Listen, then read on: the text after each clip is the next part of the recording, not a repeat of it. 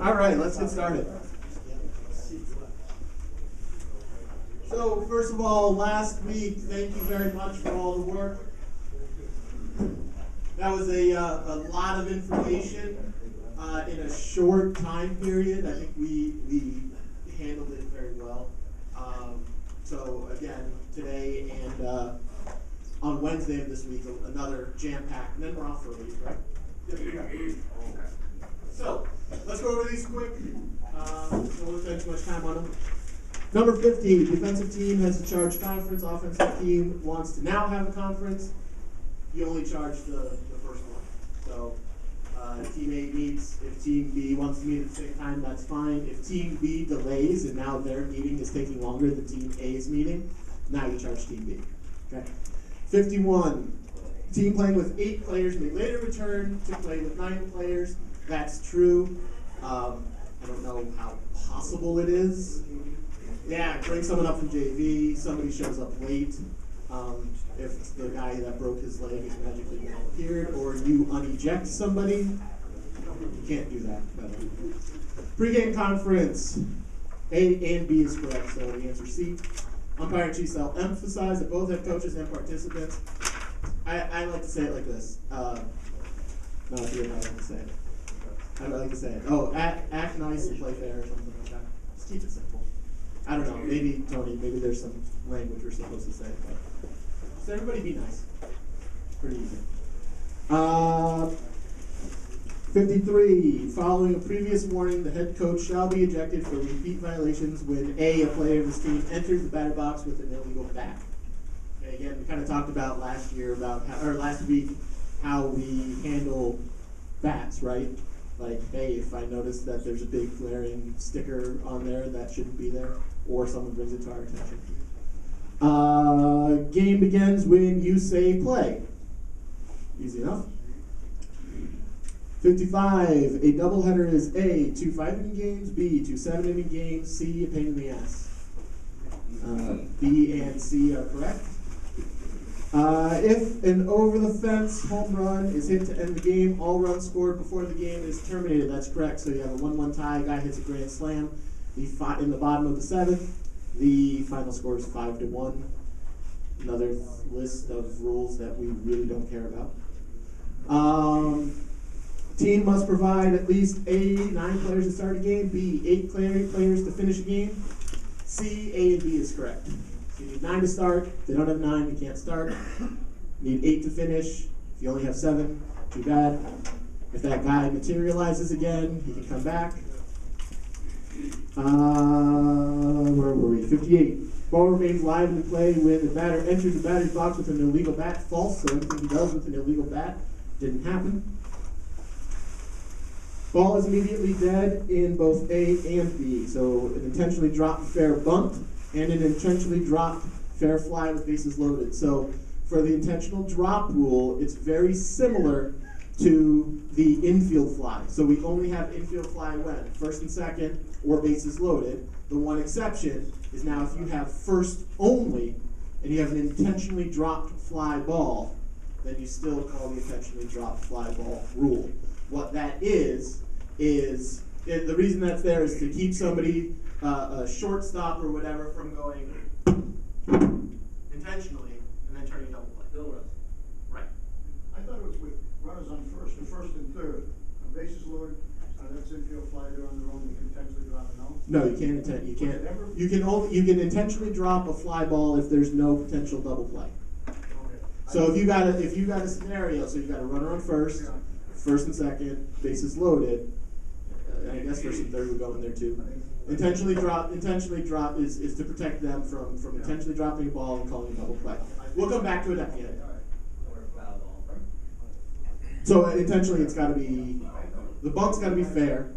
The foul ball's got to be, or fly ball's got to be fair too. If it's foul, you can't intentionally drop it. Right, if you intentionally drop it foul, it's foul. And they're stupid. Oh, okay.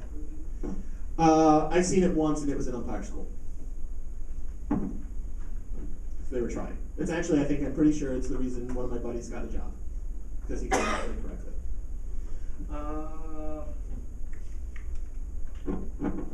It is a delayed ball when the fielder obstructs the ball through the use of detached player equipment, so throwing a glove, or here's the tricky one. The detached player equipment that you're most likely to see is the catcher here, hits off him, goes over here, he takes his mask, and scoops it. That's your most typical player detached equipment. Okay? The classic one is fly ball, going to be a home run, and the outfielder chucks the glove, right? So that's a delayed dead ball. Ball touches an illegal glove. The umpire interferes with the catcher who's attempting to throw. So all of those are delayed dead balls. So you're going to kill them, just not right away, depending on what happens after. The ball is immediately dead when the umpire handles a live ball. Not really sure what that means and how that differs from an umpire getting hit with a live ball. Because if you get hit with a live ball behind the infielders, the ball stays alive. But if you get hit with a live ball in front of the infielders, then it's dead immediately. Literally handling it. If you handle it, it should be a dead umpire. It's going to be a dead umpire before too long. The ball touches the camera tripod that is partially in and partially out of the designated who cares? The answer's D. Player is incapacitated during play. Is anybody going to keep playing? Yeah, stop it. Time should be called except when the injury occurs during a live ball play and put out. Oh, no, so don't stop it. If the guy dies, keep playing. Oh, B. Oh, jeez. Let's move along. Use common. The answer is E. Use common sense. Use common sense. But Tony, right? Don't give CPR. Yeah, don't give CPR. Kill the play and call for help. I'll take 3. How much time we got? Oh, we're over time. I'll take 2 questions. Yep. I don't understand. I believe in years past, they just protected on that intentional drop ball. They protected when the run first and third. The bases loaded. The base runners are already protected. I'm out. They're not. No. Federation, no. Yeah.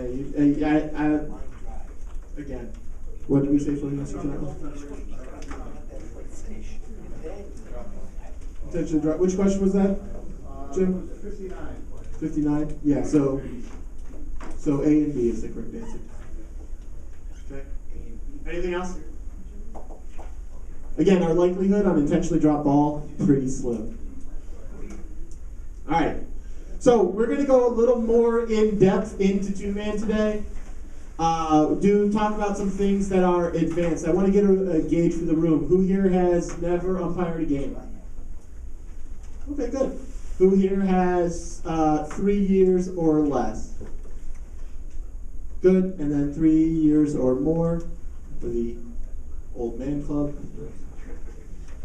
Good. So this is geared towards the room distributes the way we wanted to see it. We had a lot more newer guys come last week, which is what we needed for the more basic class. We're going to touch on some advanced stuff within the two-man system. Okay. So some issues that can come up. That's what we're going to address today. All right. It's also going to be a fair, some review, because we all need to take these mental reps in order to get us ready for the season. Obviously, it's like 12 below again, so we're not going out there and getting reps, but we're going to get those mental reps in here. A lot of video, and I actually backloaded the whole presentation today with a lot of video, so if we get through this, we'll just have even more of those mental reps to go through, funky plays, things that have happened, ways we can learn from the experts. All right? So let's go back over our guiding principles, right? 3 reads on every play. What are the 3 reads? What are the 3 things we're going to be reading? Ball, no, 3 reads. What 3 things we're going to read? Ball's hit, we're going to pause, read, and react. When we're reading, what 3 things do we need to look at? The ball, defense, partner. In that order, side note. Okay? We watch the ball at all times, and we glance at runners. Our base umpires will go out, when there's nobody on base and a trouble ball, and both umpires have fly ball responsibility. Now, to talk a little bit closer before we even get started about watching the ball and glancing at runners, what was that? Remember, we talked a little bit about a principle about how we look at the ball when the ball's hit. We always want to stay what? Just the ball, okay? So we had a great video come out via the email system, which is fantastic. I love this email system because we can communicate a lot better. Who shared this one, Frank? You did. Yes. So we shared this video, so I wanted to bring it to everyone's attention. This is what happens if you don't stay just the ball.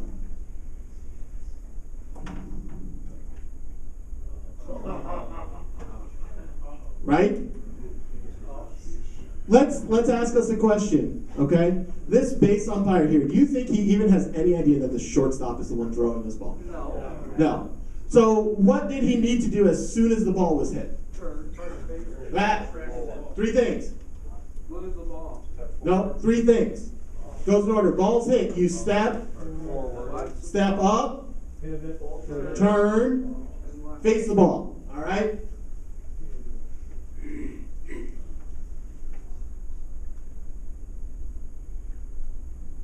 So we don't step up, we don't turn. Dunk.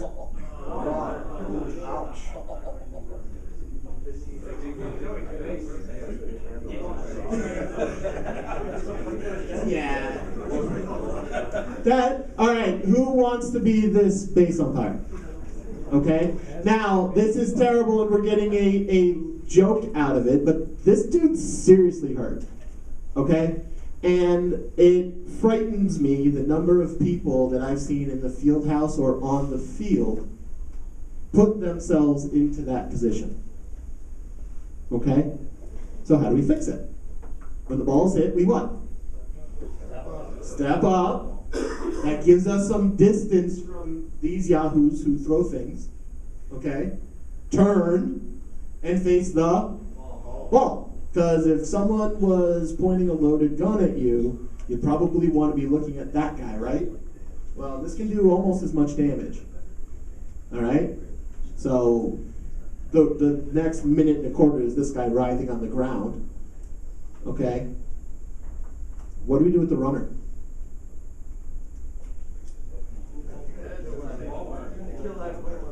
Is the ball dead? Thrown ball?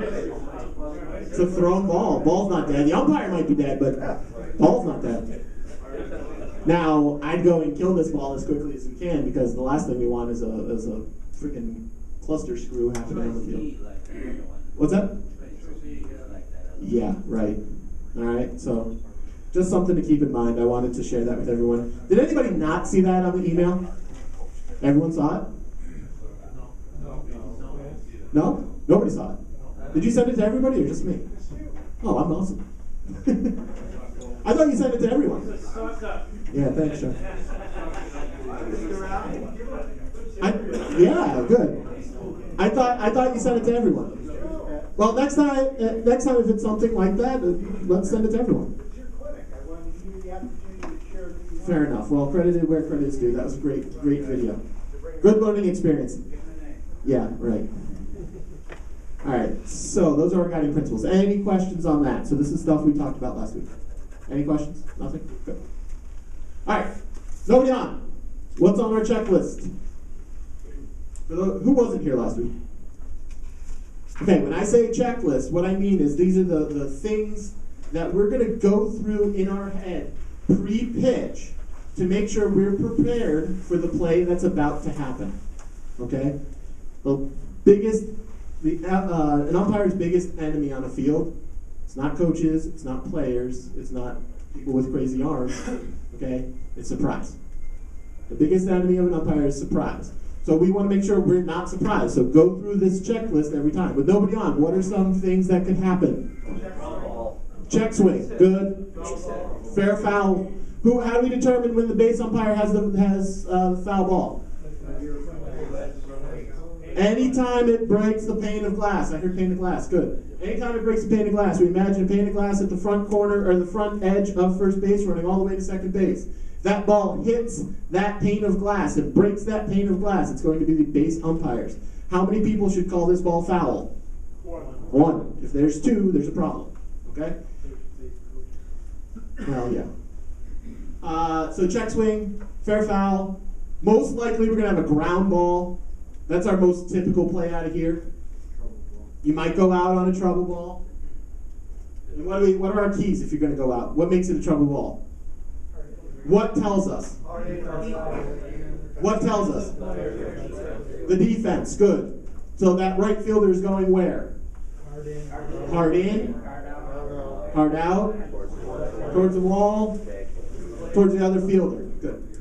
2 or 3 or 4. Or pivot. If it's a clean base hit, you're not going out on it, you pivot. Okay? Oh, look at this. Same side twice. Good for me. Okay? So now we take our ground ball. We get our most typical play. Okay?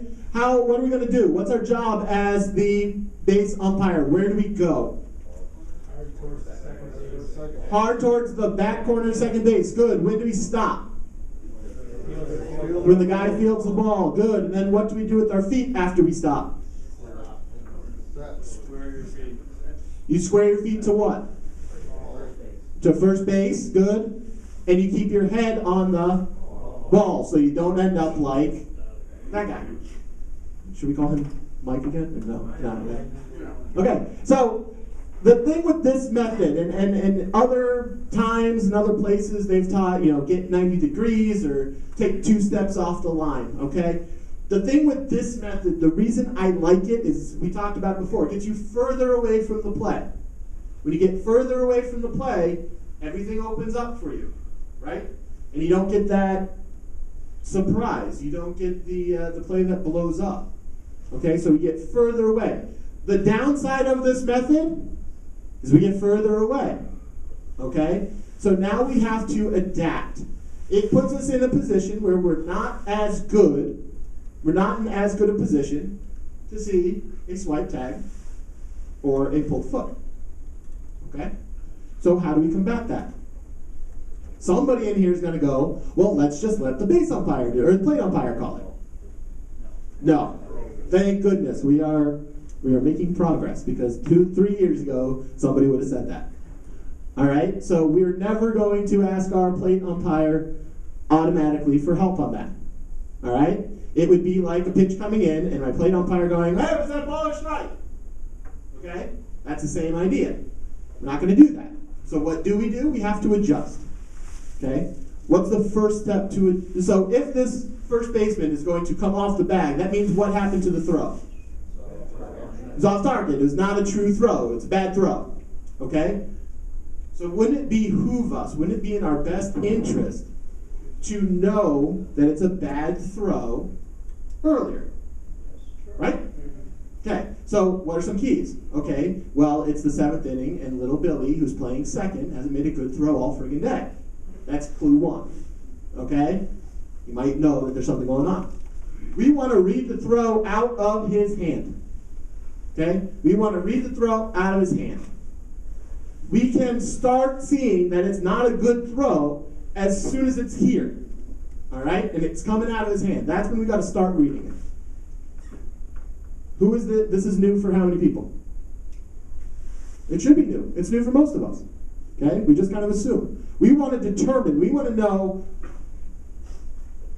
6 inches out of his hand that it's a good throw or a bad throw. How do we get good at that? We practice it. When do we practice it? Between innings. And we're going to talk about this in our next class about professional responsibilities. Between innings, your job as a base umpire is to get out here and watch every warm-up throw. Okay? We'll talk about it in the next class, but your job is to get out here, watch every warm-up throw, and judge whether it's a good throw or bad throw out of his hand. I don't even want you to watch it all the way. I want you to determine out of his hand, good throw, bad throw. You'll say, the third baseman will throw it, good throw. Yep, that's a good throw. Bad throw. Yep, that's a bad throw. Then when you get good at bad throw, now we want you to say left, high, in the dirt. Okay? Every half inning of every game, watching every throw. You have nothing else to do. Your partner's fine, I promise. Okay? So that's going to let us know, hey, that's a bad throw sooner. If we know, hey, that's not a good throw, now we can get to a point where we can see what's about to happen. Okay? It's a step. Okay? The key is to move opposite the first baseman. All right? You're going to get a step and a lean. So I'm here set for my play. I read bad throw. I get here and here. That's probably about as much as I can get. If you can get more, take more. But a step and a lean is what we want. The direction you're going to go, opposite the fielder. Talk about that in a minute. And you got to find the wedge. We're going to talk about the wedge quite a bit. But a wedge develops when, so if this is my base, and I go here, where's the wedge? Right there, okay? You want to get to that spot. Okay, get to that wedge. So, if my first baseman moves like this, what's he probably going to do? Coming up the line like that. Swipe tag. So in order to see it, I go opposite. Okay? If he moves this way, what do we have? We have a stretch, but he's moving off here. Is he going to swipe tag anybody? No. So in order to see, get to the wedge between his foot and the base, to see if there's space or not, we move that way. Okay? What do you think? Should we assume that every throw is good or that every throw sucks? Every throw sucks. Okay? Until proven otherwise. Okay? Questions about that? Questions? No? Okay. So, we're going to watch a few plays. We're going to see what we have. Matt, if the coach on a play make a call, the coach asks for review, don't play on Saturday. We're going to address that in a moment. So this is what we're teaching. Oh crap. That's a good question. What's your name? Herb. Herb had a great question. I don't know if I'm pretty sure you heard it, but Herb's question was, if the coach asks you to get help on a play, what do? Do you ignore it? Absolutely not. Okay? However, what we're teaching you is how, as a base umpire, to get it right on a pulled foot or a swipe tag, so that you don't have to get asked if you got it right. Because you'll be out there and you'll go, yeah, he's on, ha! And then the home coach or the offensive coach goes, oh shit, he must have got that one right. He sounded pretty certain of himself. I'm going to stay over here. Okay? Whereas if you're, no, it's not. They're going to do it. And at some point, they're going to come out no matter what, because they're going to come out no matter what. All right? Yeah, they hate you. It's just fact. Okay? But if you read bad throw, am I wrong? But we get paid for it. Yeah, right. Well, and it's your job. A coach doing his job should get thrown out twice a season. Okay? So, what we're teaching you is how to get it right, how to then make it look good, and then it will reduce the number of times anyone's coming out to get you to ask you for help. Okay? So let's see a couple of these plays. What about Herb's question? We're not going to address it yet. We're going to learn how to get it right, and then we're going to address it.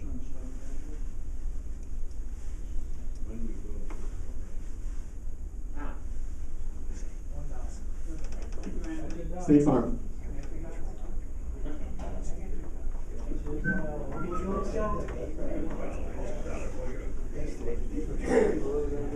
Okay, here we go.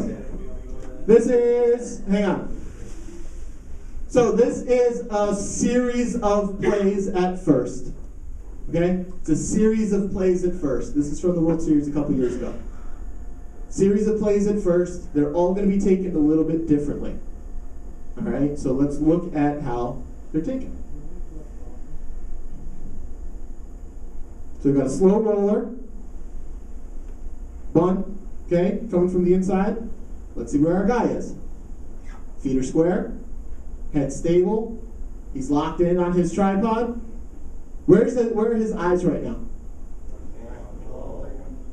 Well, at this point, no, he's already off the ball. He's read good throw. His eyes are here. Okay, he's watching for feet. He's watching to make sure that Ortiz's foot is on, watching to see when this foot comes down, listening to see which gets there first, the foot or the ball. Okay, did we notice his timing on that? Did we notice the timing? Can we even see him signal the guy out? I didn't even see a signal. Right. We didn't even see the signal. That's how much time he took. That's fantastic on a play like that. Make sure he's got it. Let's watch him take it. Watch him go. Okay. Now, what did anyone notice about how he moved? He moved back, right? He moved back. Why did he move back? Because it's 4-man. Because his starting position is closer to first.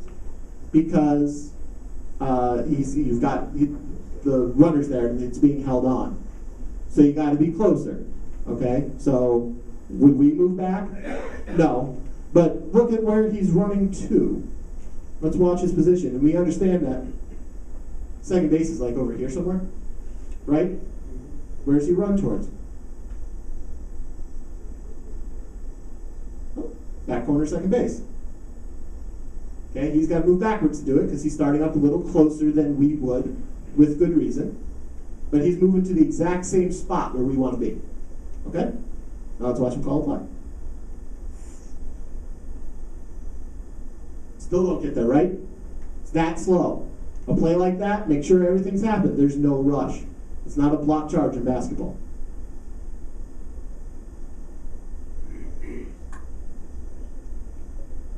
We can also talk about how close their not close plays are.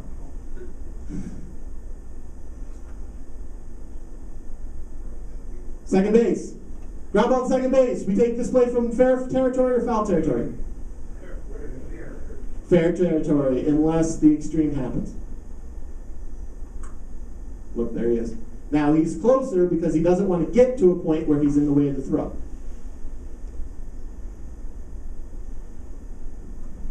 This is a fun one, but really not illustrative for our purposes because we would never be here. Okay? He started in foul and then went whoop around here because it's 4-man. We wouldn't do that, but look where he ends up making the call. In the what? In the wedge, good. And in the cutout at first. So we would be in the middle on this play. Would we get to the cutout? Probably wouldn't get all the way there. Watch him. Watch him here. You can see him move. Whoop. See that spot? That's pretty awesome.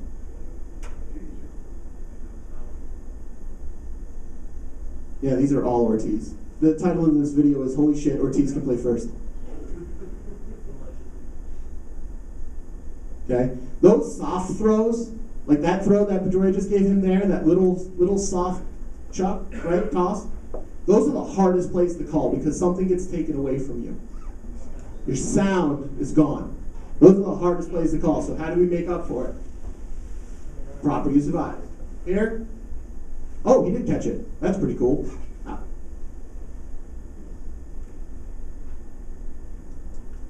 Look at the size differential.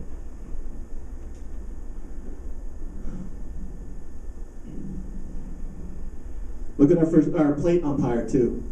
I would want to see us moving a lot faster than that. Is that Hunter? Looks like Hunter. No? Fair point. What happened? Okay, runs there. Good throw. Boom. Make sure, look at his eyes. Where did his eyes stay? With the ball. Very good. Right? That's exactly what we need to do. Because to listen to it, you might think that ball's still in his glove. Okay? So that's why we got to make sure we verify and then he signals.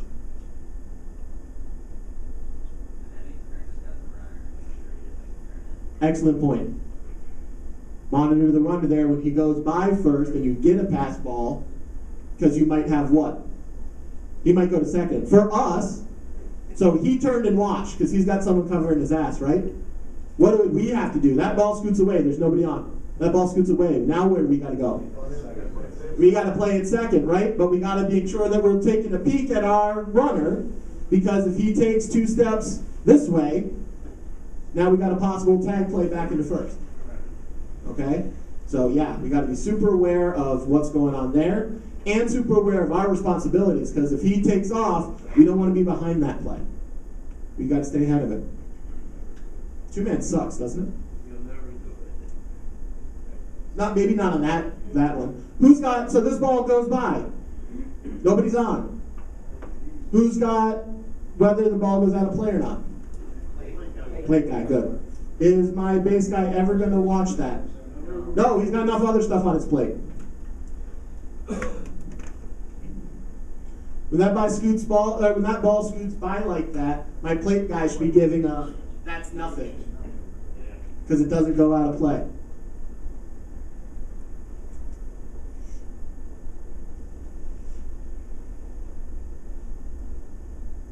What might happen here?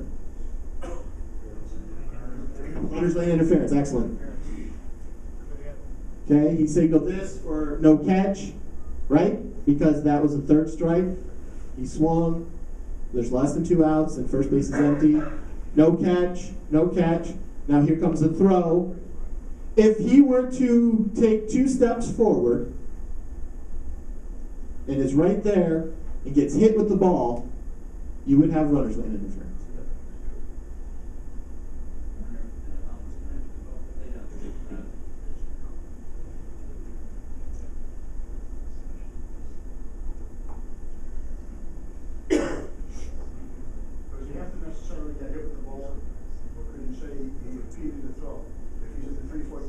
Now, I'm going to take Miles' question first, and then I'll come to yours.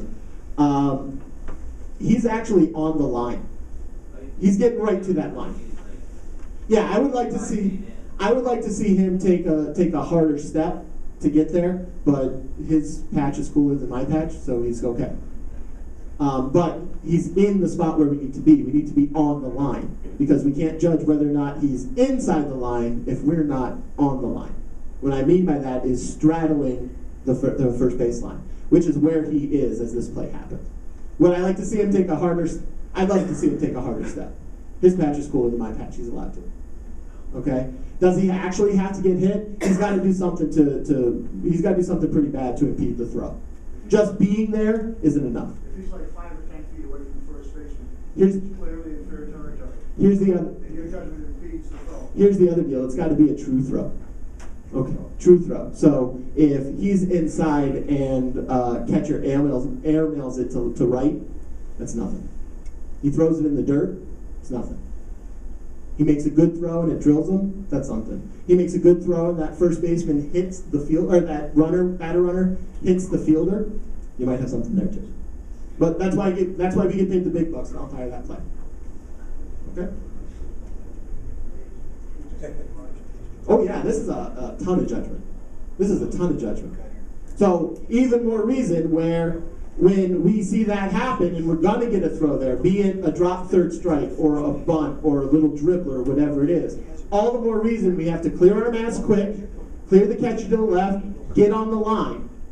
Because if we're trying to play catch up here, we're never gonna get it right. We're not even gonna be in the place where we can get it right. Because a step here, we can't get it right. So you're not going to call him out if he's inside the line? If he's inside the line? From the bag, say, see a catcher, double clutch, and then launch. Nope.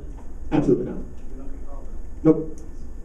He makes a bad throw? No. If he double clutches it, he shouldn't. He should just drill in the back. Even if he's right on top of the first baseman. If he makes a bad throw? Yeah, it's a bad throw. So he didn't impede the throw, you say? No, he made a shitty throw. Yep. Okay, so we have that play, okay, and then you got a coach come out, okay, interference there. Your answer is, wasn't it true throw? Hang on, guys. We're having a good question here. I want us all to benefit from it. Okay. Okay, so the play's happening, the play happens. throws, not a good throw. Coach comes out, wants to know, hey, I got interference. Coach, it wasn't a true throw, I got no interference. Exactly. That's it. Yep. It wasn't a true throw, so there can't be interference. The coach has gotta tell his catcher, he's outside, hit him, hit him. Absolutely. Just drill the guy. Exactly. That's the baseball play. Last question. Same thing with guys steal the second, no matter. That's a different question, so we're going to address that later.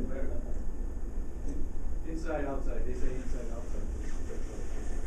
Right, but yeah, and a lot of times too, you'll have a catcher who says inside and the first baseman who hears outside. Now you got a problem, and this play is likely. All right, so look at that, runner's lane interference. So how do we do it? We clear the catcher, we get our mask off. Who's here has practiced it? Who here has practiced taking their mask off in the last 6 weeks? Outside of being at MCC. Slackers. Taking it off. All right, but even taking the bucket off, we still need to get that off because now we have this play, right? And we fumble with our mask and our hat comes over our head. Are we getting this play right? No. If we got to worry about taking this off, that play happened and you never saw it. All right? So this all comes down to hand to mask, out, up. Making that be second nature. So let's see one.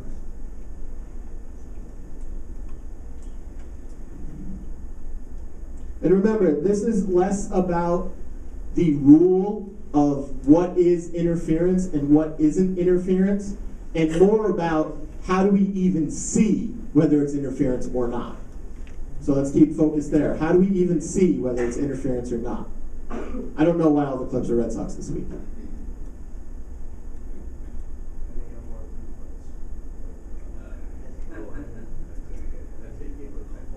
Okay? Who calls it? Plate guy. But wait a minute, this guy's got his hands in the air. He's echoing. Exactly right. He's echoing. He heard his partner do something. He probably got a clue when the ball hit him. Okay? But now he's seen his partner do something, so he's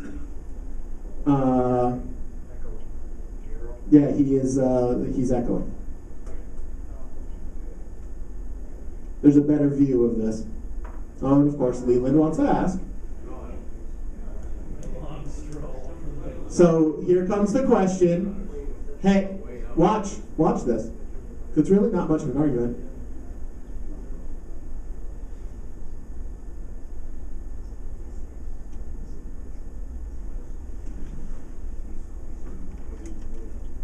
See, watch our plate guy.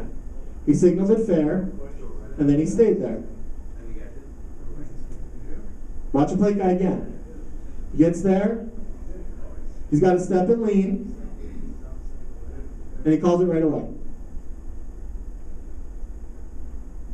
Okay? Yeah, that's really easy. Are we going to get a question? Yeah, we're going to get a question. Hey, wait a minute. Why? That's not interference.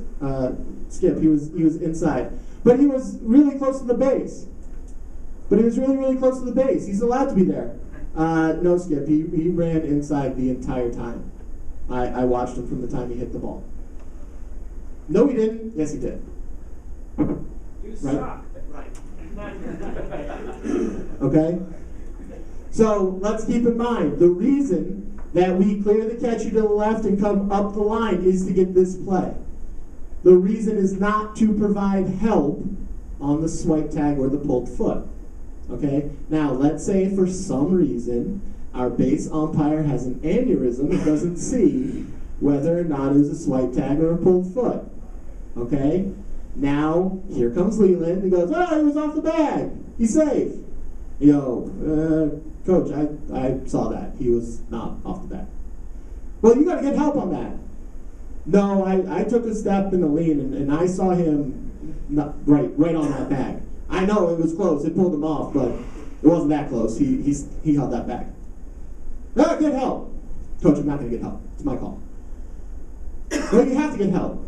Coach, I don't have to get help, and if you continue to ask me to get help, I'm going to have to eject you from the game. And if the throw had to hit him, then you would have said it wasn't a true throw. Right. Okay? But yeah, so that's how that goes.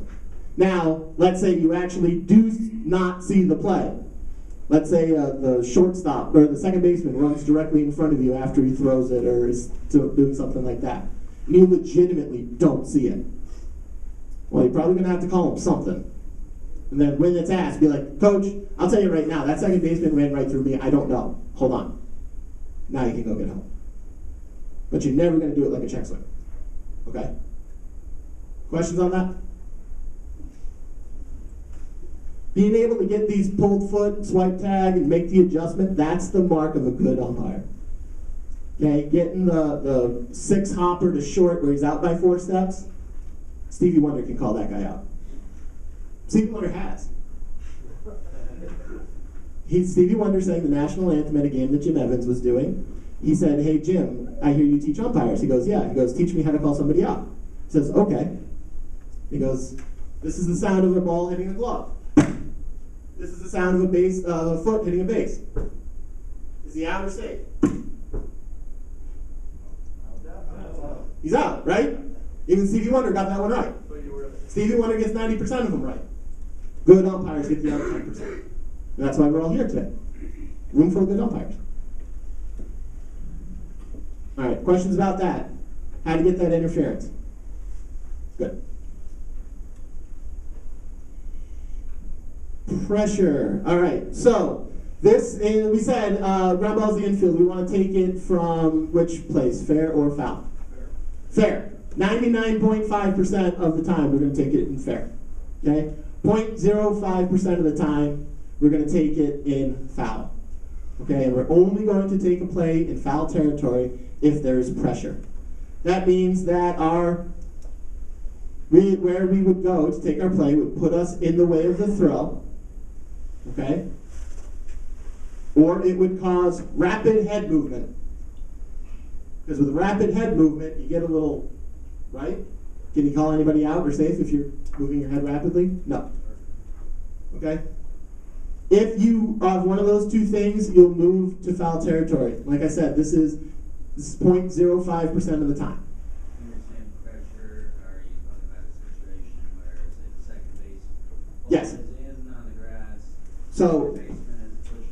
what I'm saying is the second baseman pushes us this way. Okay? Because we are now getting pushed so far that we can't get any room in fair territory where we're not going to get hit with the ball. Okay? Now our only choice is to go foul. Okay? So I'm going to show you some plays again by Justin Pedroia. I don't know why everything is Red Sox today.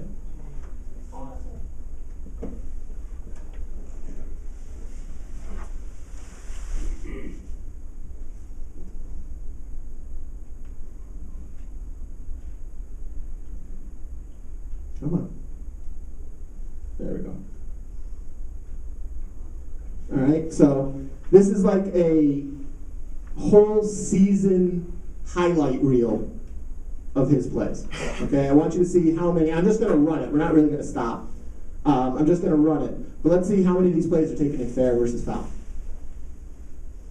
That one's fair. I'd like to see him set more.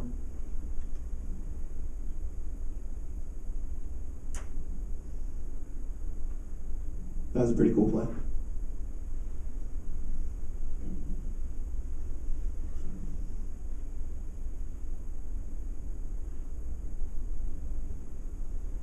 He probably didn't get very far because he's wondering if that ball's going to get through because he's got to go home if that ball gets through.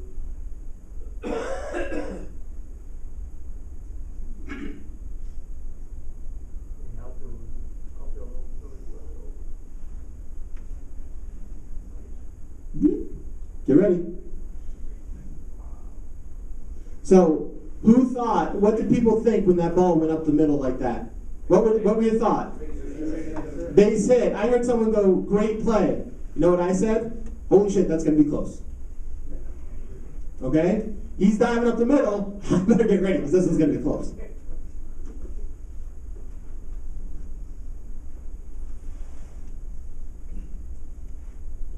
But even being close, did you see this time?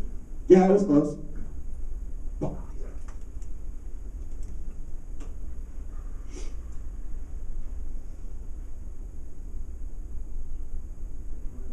Notice his head. Down here. Up here.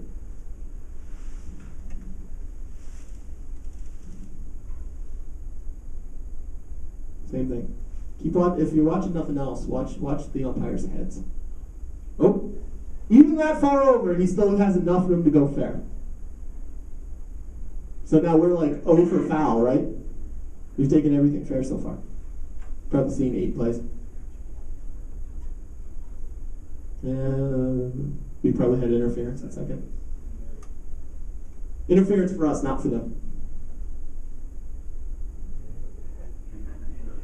Yeah, we would definitely get that. It's definitely not interference there.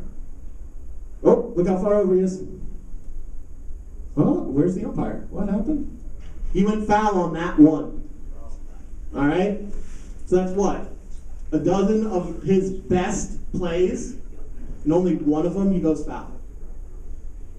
Okay? So think about how many routine plays were mixed in there. Okay, these are only ground balls for the second baseman. So going foul is exceedingly rare. Am I saying you won't go foul 3 times in a game? You probably won't. But if you go foul 3 times in a game, you might want to start thinking to yourself, okay, why am I going foul so much? Especially with 4 umpires, yeah. Well, no, 4 umpires doesn't make a difference. Okay? So stay fair. Stay fair. If I do go foul as a base umpire, what do I have to do as a plate umpire? You got to chase. You got everything else. Because if that now is that ball gets overthrown, okay, as a base umpire, I'm going to take the overthrow. I'm going to go umpire whether it stays in play or not. Plate umpire, I'm going to take the batter to second and to third, and possibly home. Okay? So that's the other reason we don't want to go foul too often, because it creates work for our partner. But there's nothing you can do. If you do go foul, and you're supposed to go foul, and then the ball gets away, we're stuck. There's nothing else we can do. The plate guy's got to take it. So even more reason on every ball that's hit, plate guy, you got to get out from behind the plate. Don't we want the base umpire being home on that? I mean, yeah. Now it just becomes your umpires work the game. Someone's got to get there. But I want him sticking with the ball primarily, because we can get in a lot more will to hurt. Somebody leans over the fence and snacks it. But that ball goes towards an imaginary No, line. I'm just talking about on that. Yeah, well, there's been a whole series of other shitty events if we got to go all the way home at that point. Yeah, I find for me, staying in foul territory happens 99% of the time. Staying fair game. Baseman is fielding the ball. And he's- No, you ground ball to the first baseman, you will never take in foul. Okay, and there's 2 reasons for that. Well, there's 1 reason for it. You can't see what you need to see to call the guy safe or out. Okay, so if there's a ground ball, the first baseman, okay, who's going to touch first? Either first baseman or pitcher. Okay, so let's take them in reverse order. If the pitcher comes in, he's going to take that play and step like this right here, right? Where's the wedge? Wedge is right here. We got to be in that wedge. If we're, hang on. If we're foul, okay, we are never going to be able to see